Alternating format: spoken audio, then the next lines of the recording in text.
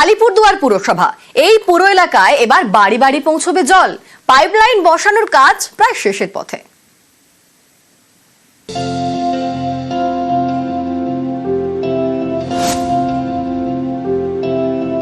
সরকারি প্রকল্পে বাড়ি বাড়ি পানীয় জল। অবশেষে আলিপুরদুয়ার পুরসভায় এই প্রকল্প চালু হতে চলেছে।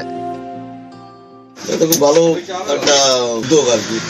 এমনি জলের সমস্যা তো আমাদের এখানে আছেই, আয়রনযুক্ত জল আছে, যার জন্য বাচ্চাদেরও বড়দেরও পেটের প্রচুর সমস্যা আমাদের উত্তরবঙ্গবাসীর ভুগতে হয়।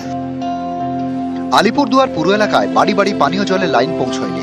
কেউ রাস্তা টিউবওয়েল বা টাইম কলে জল খান, কেউ কিনে খান, কেউ আবার ভূগর্ভস্থ জল পাম্পের মাধ্যমে তুলে ব্যবহার করেন। এবার এইসব ঝঞ্ঝাট থেকে মুক্তি, বাড়ি বাড়ি যাচ্ছে জলের লাইন। সরকারি প্রকল্পে মিলবে পরিশোধিত পানীয় জল।